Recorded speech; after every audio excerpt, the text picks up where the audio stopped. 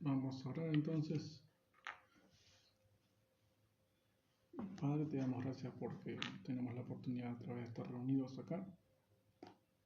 Tu Espíritu nos trajo, tu Espíritu nos sostiene todos los días. Persistimos, perseveramos, porque somos tus santos, porque somos tu pueblo, porque somos tus escogidos. No es con nuestras fuerzas, es con tu Espíritu. No podemos hacer nada solos, sino solamente por tu Espíritu, que nos da el poder para vencer al pecado. Nos da la salida, aunque a veces no la tomemos, aunque a veces no hagamos uso de ese poder. Sin embargo, nos sostenes por gracia y por misericordia, por amor y por fidelidad a tu pacto, a tus promesas, a tus palabras. Así que venimos a honrar tu nombre, a honrar ese pacto, a honrar tu palabra, a honrar a tu Hijo, a honrar su muerte en sacrificio por nosotros. Y lo hacemos exponiendo tu palabra, exponiendo tu persona, quién sos, para conocerte más y amarte más. Y esto es para vos, para tu gloria y para tu Hijo y para tu Espíritu. Amén. Amén.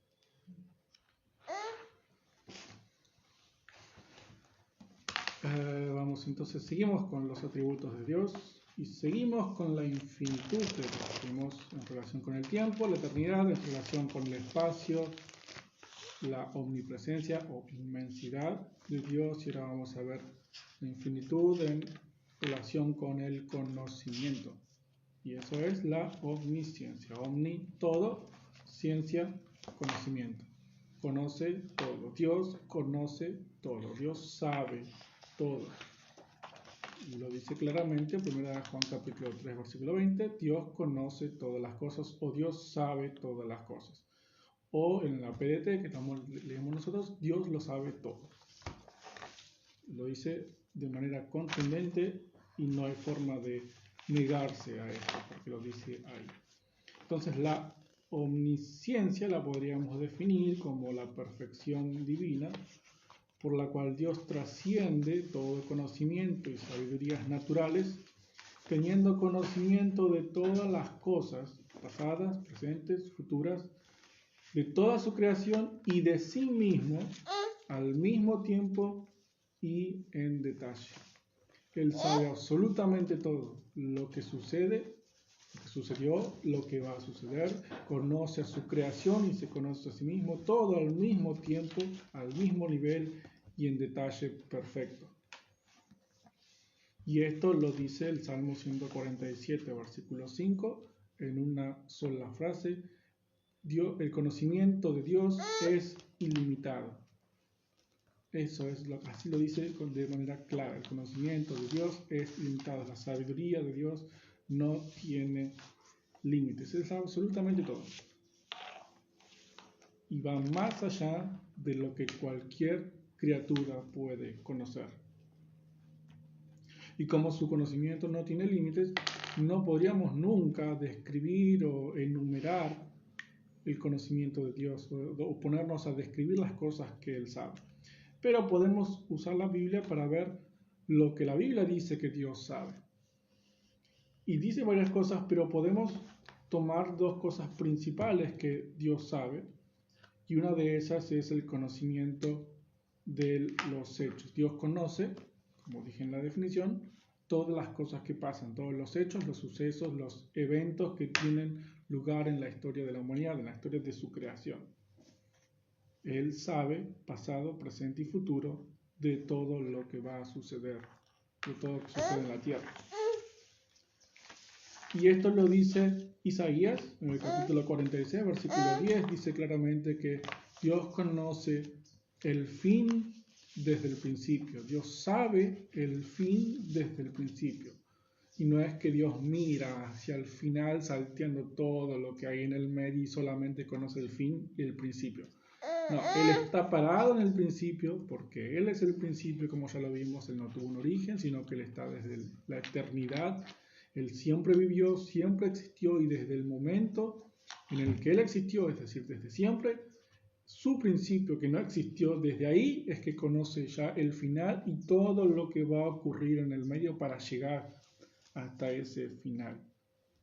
Él tiene conocimiento de todo lo que pasó y va a pasar en su creación.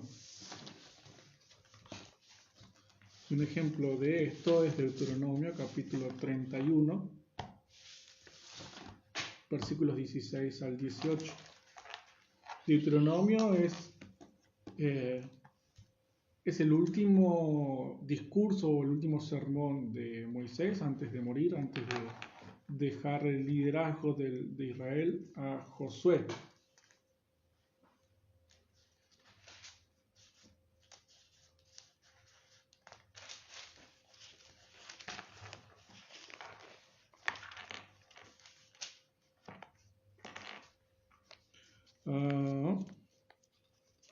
Deuteronomio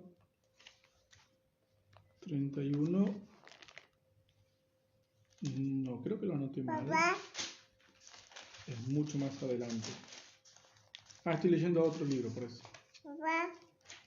Deuteronomio 31, 16 al 18. Y vamos a ver un claro ejemplo de lo que acabo de decir. Desde el 15, Deuteronomio 15 al 18, el Señor se apareció en la carpa en una columna de nube que se colocó sobre la entrada de la carpa.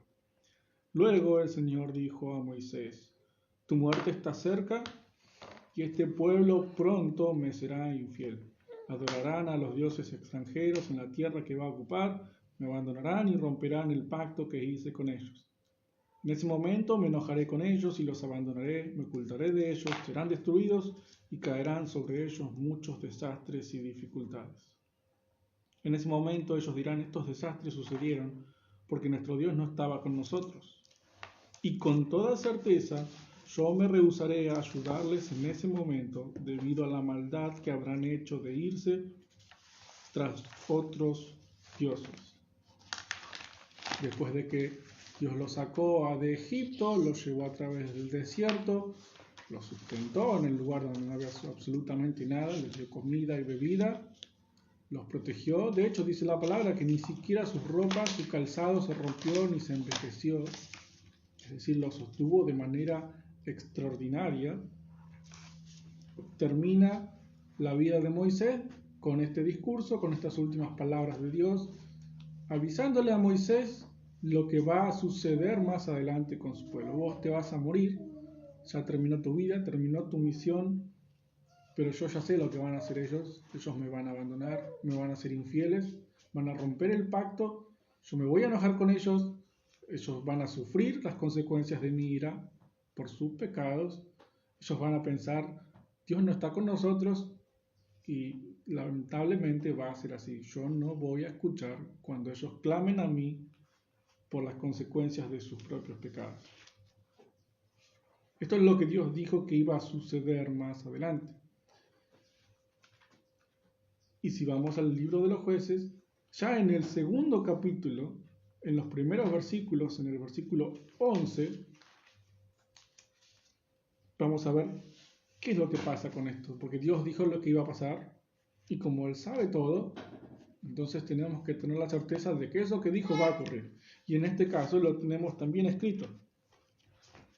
Leemos desde el versículo 10, porque entra Josué a la tierra prometida, en el libro de Josué, hace toda la conquista, se reparten las tierras, ya queda establecido el pueblo de Israel en Canaán, en la tierra que Dios les había prometido.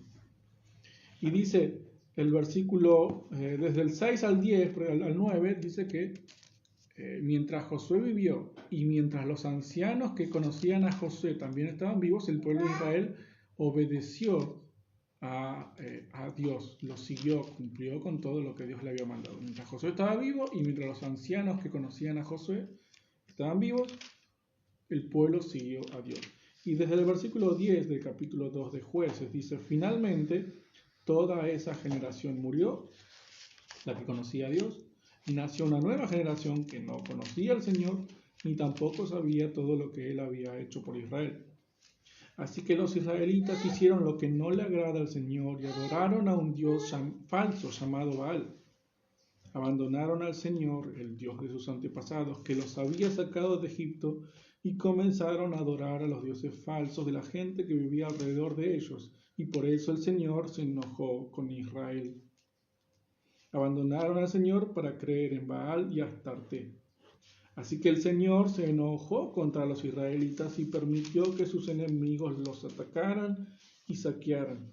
También permitió que los enemigos de Israel los esclavizaran. No pasó mucho tiempo, pasó una generación completa hasta que se cumplió al pie de la letra lo que Dios le había anticipado a Moisés que iba a suceder con el pueblo. Iban a adorar a otros dioses, Dios se iba a enojar con ellos y ellos iban a tener consecuencias por sus pecados. Y más aún, porque todavía falta una parte, Dios dijo que no iba a responder las oraciones pidiendo ayuda. El versículo 20 dice, así que el Señor se enfureció contra Israel y dijo, este pueblo ha roto el pacto que yo hice con sus antepasados. Ellos no me han hecho caso. Por eso ya no expulsaré del país ante ellos a los otros pueblos que Josué dejó al morir. Otra vez se cumple lo que Dios dijo. Este pueblo ha roto el pacto, que es exactamente lo que Dios dijo que iba a hacer el pueblo. Rompieron el pacto que Él había hecho con ellos. Y acá empiezan a cumplirse lo que Dios dijo de que no iba a atender las oraciones de su pueblo. Porque dice, ya no expulsaré del país a los otros pueblos que Josué dejó al morir. Es decir, ahí ya no voy a intervenir, ya no los voy a salvar. Y van a tener problemas siempre. Pero todavía no se cumple lo que Dios dijo, porque de hecho todo el libro de Jueces se trata de que el pueblo peca, tiene consecuencias, y Dios manda a un juez o un libertador respondiendo a las oraciones y el clamor de su pueblo. Y el pueblo, mientras está vivo, el libertador o el juez hace las cosas bien, y cuando muere empiezan a pecar de vuelta, tienen consecuencias, claman a Dios y Dios responde la oración y los vuelve a salvar con otro juez. Y así es todo el libro de los jueces, un círculo vicioso de salvación, pecado, clamor, misericordia y vuelta a la salvación.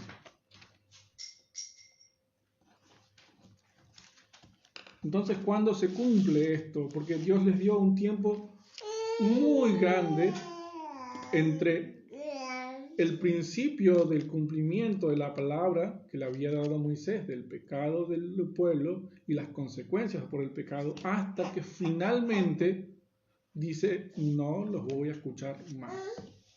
Les dio mucho tiempo, y esos son todos los libros de los profetas, con cada una de sus advertencias previas al desastre, hasta que finalmente leemos en el libro de Ezequiel, en el capítulo 24, versículos 13 y 14, Ezequiel 24, 13 y 14, dice el Señor finalmente, he tratado de purificarte de tu repugnante libertinaje, pero como no has querido ser pura, esto hablándole a su pueblo, sabemos que Él se refiere a su pueblo como una mujer, ya no trataré de purificarte más hasta que mi ira te consuma. Yo, el Señor, he dicho.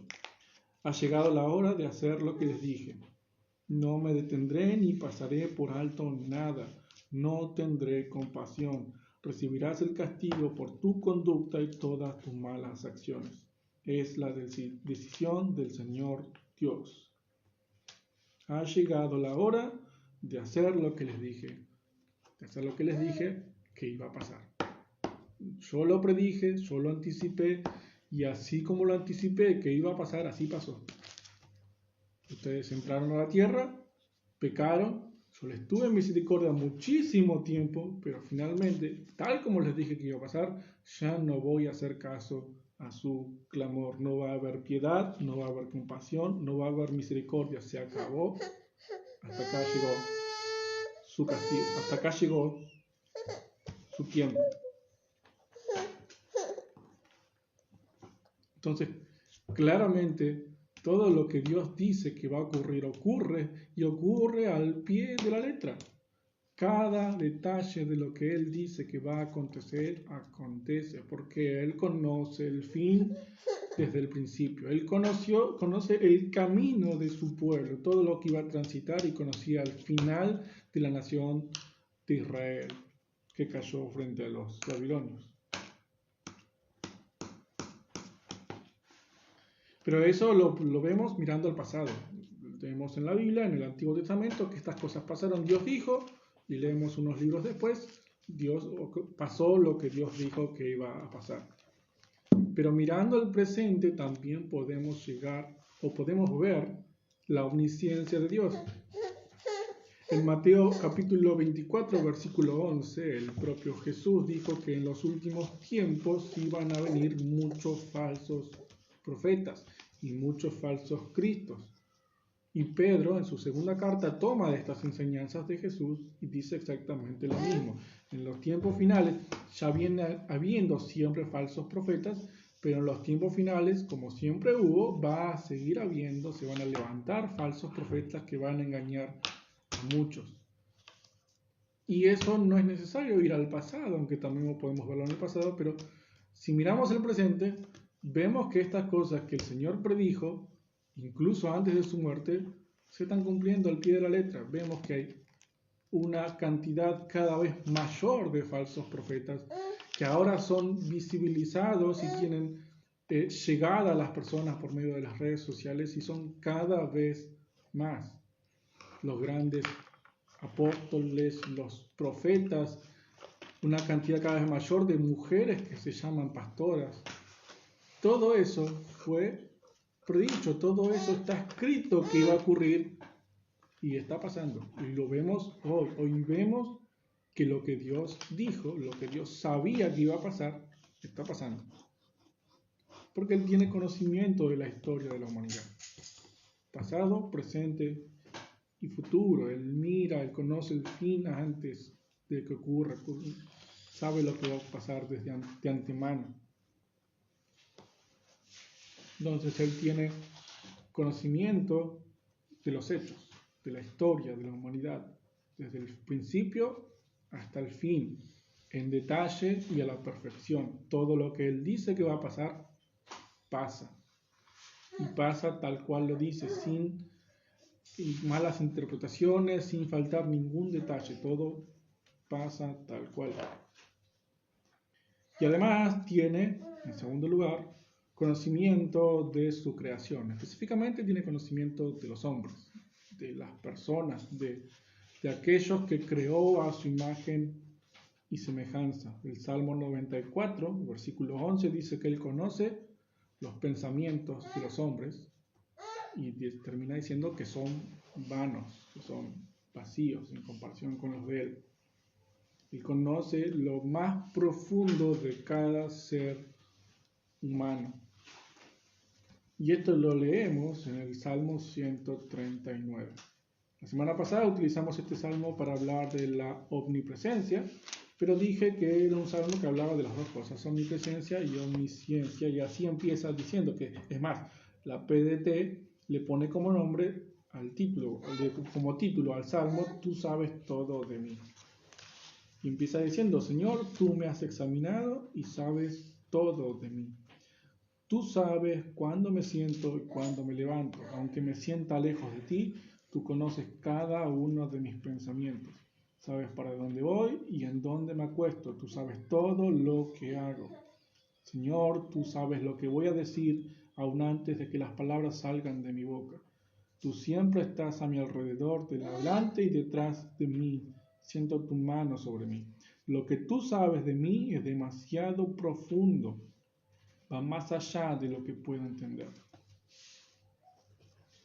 Él tiene conocimiento de nosotros, un conocimiento superior al que nosotros mismos tenemos de cada uno de nuestros seres. Él conoce nuestro corazón mejor que nosotros mismos. De hecho, dice la palabra, engañoso es el corazón del hombre y perverso. ¿Quién lo conocerá? Y el versículo siguiente responde, Dios, el Señor, que escudriña los corazones.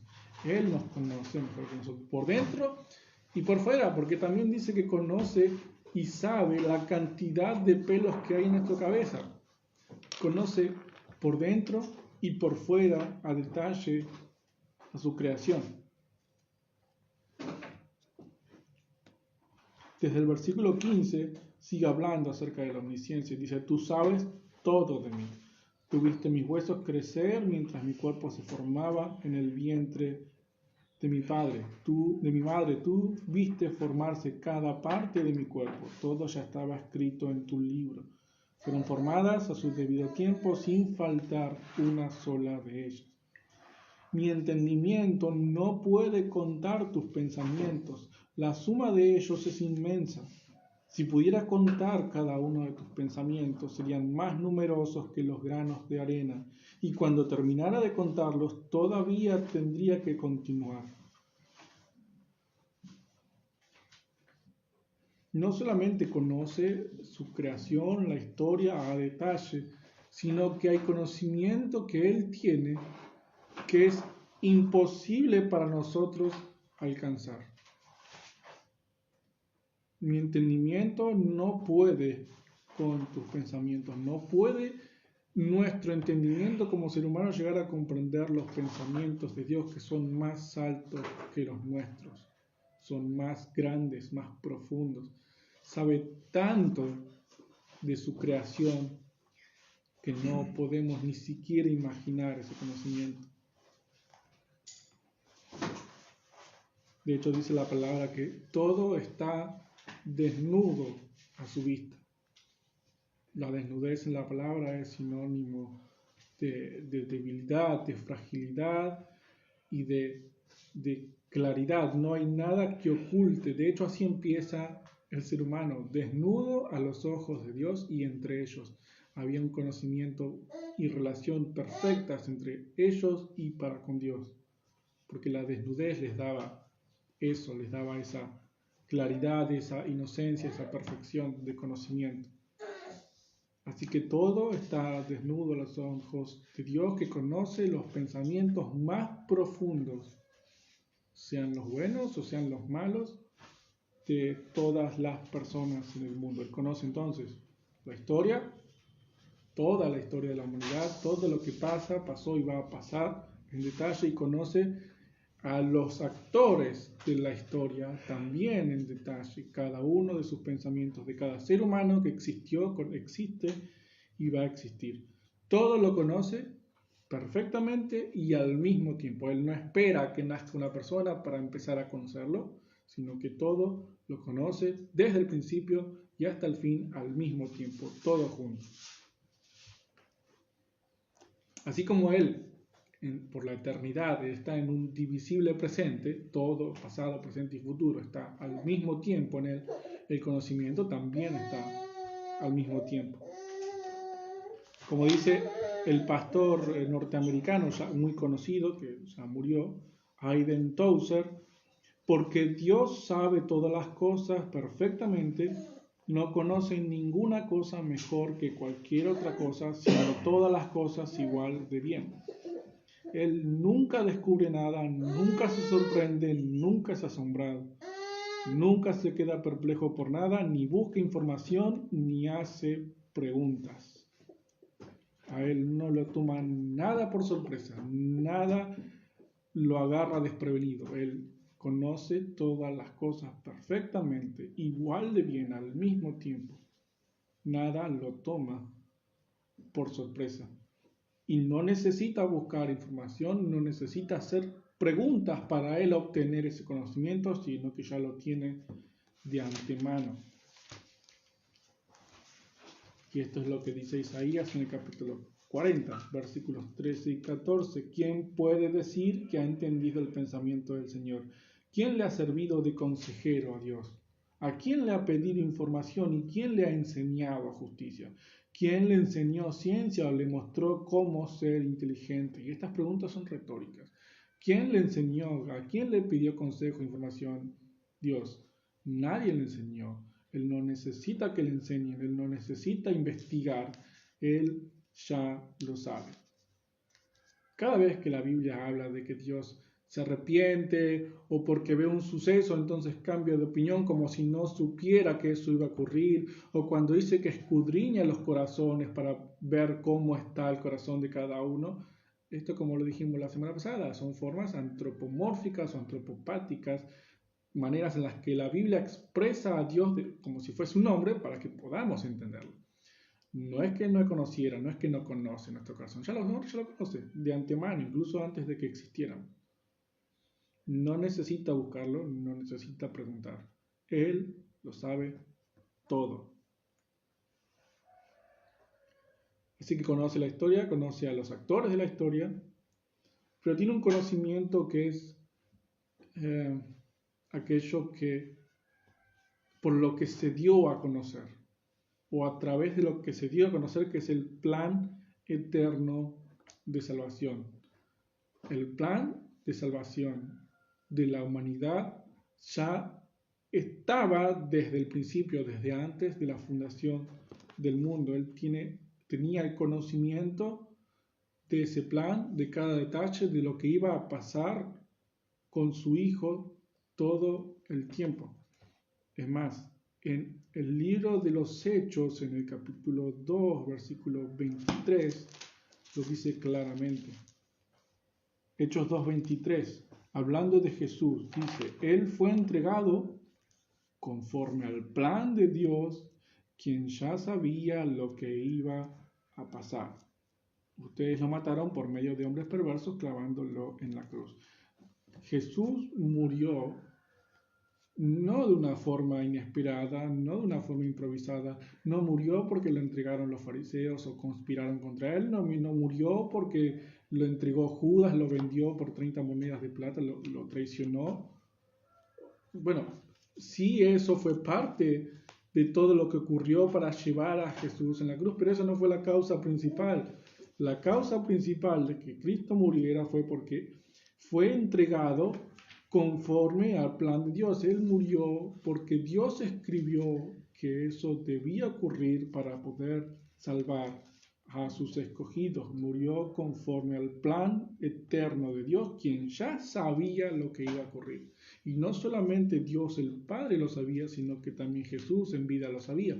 Por eso oraba diciendo, Padre, si es posible, pasa de mí esta copa. ¿Qué copa? La copa de la ira de Dios, que él sabía que tenía que tomar en la cruz. Y él sabía lo que iba a sufrir en la cruz tomando de esa copa de la ira de Dios. Así que la muerte de Cristo estaba planeada desde la eternidad. Estaba dentro del conocimiento y de la sabiduría de Dios que su Hijo debía morir para salvar a los pecadores. Y la carta de Pablo a los Romanos en el capítulo 8, en el versículo 29, y leemos desde el 28, dice, sabemos que Dios obra en toda situación para el bien de los que lo aman, los que han sido llamados por Dios de acuerdo a su propósito. Dios los conocía antes de que el mundo fuera creado. Él decidió que fueran como su Hijo y quería que el Hijo fuera el mayor de muchos hermanos. Dios decidió que serían como su Hijo, por eso los eligió por adelantado y los aprobó dándoles su gloria. Dentro de ese plan eterno estaba el conocimiento de los nombres y las personas de todos los que Él iba a salvar. Él conocía lo que iba a hacer con su Hijo, lo que el mundo iba a hacer con su Hijo, y sabía por quién su Hijo iba a hacer lo que iba a hacer. Porque Él mismo, de antemano, antes de crear todo, antes de que todo sucediera, Él ya eligió y decidió a quienes salvar con la muerte de su Hijo. Exactamente lo mismo dice Pedro en su primera carta, capítulo 1, versículo 2. Fuimos escogidos por el previo conocimiento de Dios de nosotros. Fuimos conocidos desde antes. Y esto lo dije varias veces, pero siempre viene al caso, porque vemos que de cualquier forma es refutada la idea o la creencia de muchas personas de que Dios mira el futuro para saber lo que hacen las personas. Si esta persona va a creer en mí en el futuro, entonces yo lo elijo a ese porque esa persona me va a elegir a mí. No. Dios eligió antes de conocer lo que iba a hacer la persona, porque su conocimiento era no de la persona, sino del plan eterno que él tenía para salvar a esas personas. Además, Dios no busca información, Dios no hace preguntas, Dios no adquiere conocimiento, sino que todo lo tiene al mismo tiempo y en sí mismo. Si Él mirara al futuro para entonces determinar a quién salvar, estaría adquiriendo nuevo conocimiento para que entonces recién anotar en su plan de salvación los nombres de las personas a que iba a salvar. No, todo ese conocimiento ya estaba de antemano. Él no anotó nombres después de mirar lo que iban a hacer los hombres. Los hombres hicieron y hacen lo que Él ya anotó que iba a pasar. Porque Él dice el fin, anuncia el fin desde el principio. Así que Él siempre tuvo este conocimiento del plan de salvación. Y lo que sucedió acá, y esto es algo sorprendente, es que Dios envió su sabiduría a la tierra. Cristo es la sabiduría en persona. Colosenses capítulo 2, versículo 3. Colosenses 2, 3 dice así. Hablando de Cristo, anteriormente dice, ese secreto es de Cristo mismo, en quien están escondidos todos los tesoros de la sabiduría y del conocimiento de Dios. Jesús era el recipiente o es el recipiente de todo el conocimiento y toda la sabiduría de Dios. Todo está en Él. Y no solamente está en Él, sino que es la sabiduría. Primero a los Corintios 1:24 dice que Cristo es poder, para los que creen, para los que se salvan, Cristo poder de Dios y sabiduría de Dios. Cristo es la sabiduría de Dios personificada. Es todo el conocimiento de Dios en un cuerpo, en una persona, en la persona de Jesucristo. Él es la sabiduría de Dios encarnada. Y el Proverbio 8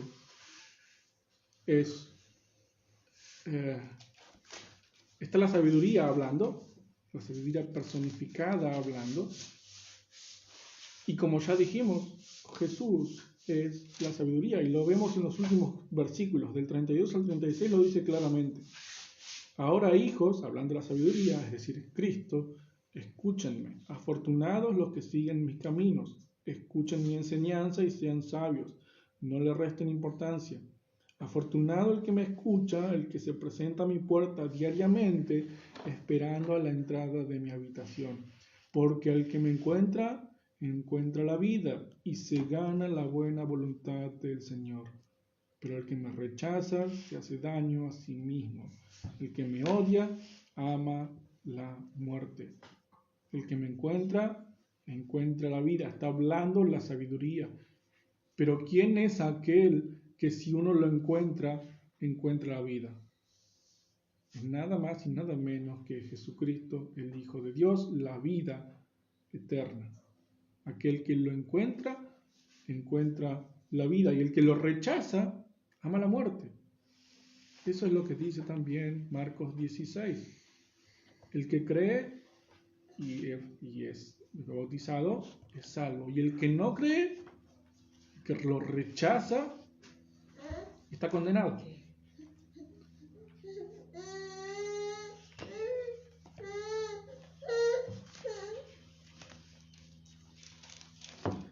Entonces Jesús es la sabiduría de Dios encarnada. Y el capítulo 11 de Mateo, en el versículo 27, dice, mi Padre me ha dado todo. Nadie conoce al Hijo sino el Padre, y nadie conoce al Padre sino el Hijo, y aquellos a quienes el Hijo quiera mostrárselo. El Padre conoce al Hijo y el Hijo conoce al Padre, y es una relación de mutuo conocimiento perfecto, en donde nadie puede entrar salvo aquellos a quienes el Hijo le permita tener ese conocimiento de Él y del Padre.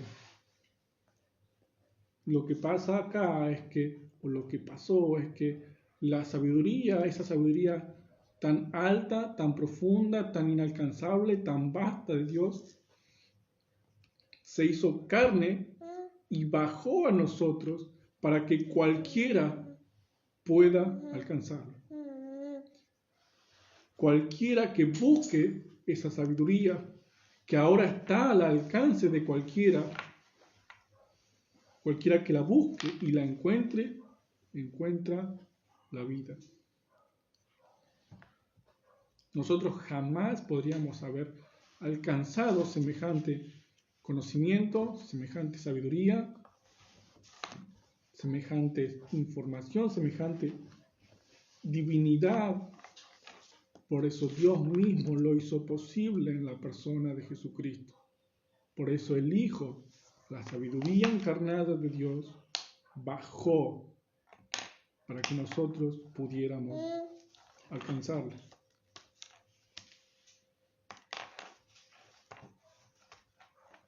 Y mientras el mundo exista, la posibilidad de encontrar esa vida, esa sabiduría, ese conocimiento, todavía existe. Mientras el mundo exista, hay posibilidad de encontrarlo.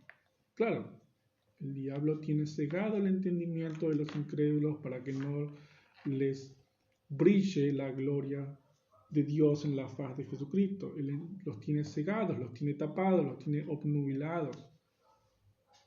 Pero está ahí, y cualquiera que lo busque de todo corazón, sinceramente, humillándose, lo puede encontrar. Cristo es la sabiduría y el conocimiento de Dios personificado.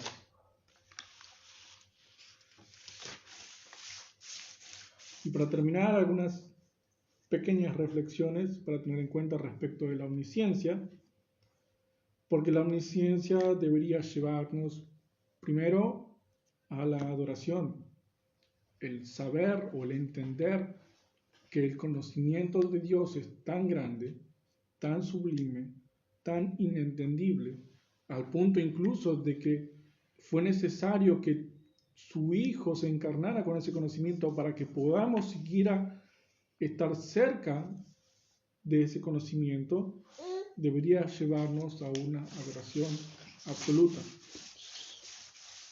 De hecho, eso es lo que pasa con Pablo en el capítulo 11, en el versículo 32, que dice: oh profundidad de las riquezas, de la ciencia y la sabiduría de Dios, cuán insondables son sus juicios e inescrutables sus caminos. Palabras de alabanza para el conocimiento de Dios. En segundo lugar, debería llevarnos a la humildad, porque viendo todo lo que Dios sabe y conoce, nos damos cuenta de que nosotros no sabemos ni conocemos nada. No podemos creernos superiores en conocimiento, superiores a nadie, porque no sabemos nada. Somos finitos, nuestro conocimiento es finito, es limitado, es mínimo. Y el que sabe y entiende y conoce todas las cosas es Él. Y si es Él, Él quiere darnos de ese conocimiento, lo va a hacer, y si no quiere, no lo va a hacer. Nuestra actitud frente a la omnisciencia de Dios debe ser de humildad, entendiendo que el que sabe es Él, no nosotros. En tercer lugar, debería llevarnos a la santidad, porque como termina diciendo el Salmo 139, Dios mío, examíname y conoce mis pensamientos. Ponme a prueba y reconoce todos mis pensamientos. Fíjate si tengo algún mal pensamiento y guíame por el sendero que me lleve hacia ti. Ese sendero es el sendero de la santidad, porque sin santidad nadie verá al Señor. ¿Qué hizo David cuando terminó de hablar de la omnisciencia de Dios? Guíame por la santidad hacia vos. Y finalmente, la omnisciencia es también una fuente de consuelo, porque si Dios, cuando nos eligió, ya nos conocía a profundidad y a la perfección, Y por supuesto sabía todo lo que nosotros íbamos a pensar, a decir y a hacer. Cada pecado, cada rebelión, cada blasfemia ya la conocía de antemano. Y así todo, nos eligió y mantuvo esa elección. Y la mantiene. Entonces podemos estar seguros de que pase lo que pase, hagamos lo que hagamos, pensemos lo que pensemos, no nos va a soltar la mano. Porque ningún pecado nuestro lo toma por sorpresa. Él ya conocía todo lo que íbamos a hacer. Y así todo nos eligió. Así todo dio la vida de su Hijo por nosotros. Así que nos lleva a la oración, a la humildad, a la santidad y nos consuela la omnisciencia de Dios. Él sabe todo, de principio a fin y cada detalle de las personas. No pide información, no pregunta, no busca, no recopila, no aprende cosas nuevas. Él ya lo sabe y todo eso lo demostró con su plan eterno de salvación en la persona de su Hijo, la sabiduría personificada. Oramos para terminar y damos gracias al Señor Padre, Dios, nuestro Salvador, nuestro sustento. Vos sabías absolutamente todo y lo sabés absolutamente todo. Todo lo hiciste con un conocimiento supremo e infinito de todas las cosas y todos nosotros. Y sabiendo todo lo que íbamos a hacer, cada paso que íbamos a dar, nos elegiste, nos elegís y nos sostenés y nos mantenés hasta el final. Y una de tus promesas, una de tus profecías, es que tu Hijo va a volver por nosotros. Y como vimos, lo que dijiste pasó, lo que dijiste está pasando, lo que dijiste va a pasar. Y no va a faltar ni un detalle. Por eso no podemos más que estar agradecidos y bendecir tu nombre, hoy y siempre. Amén.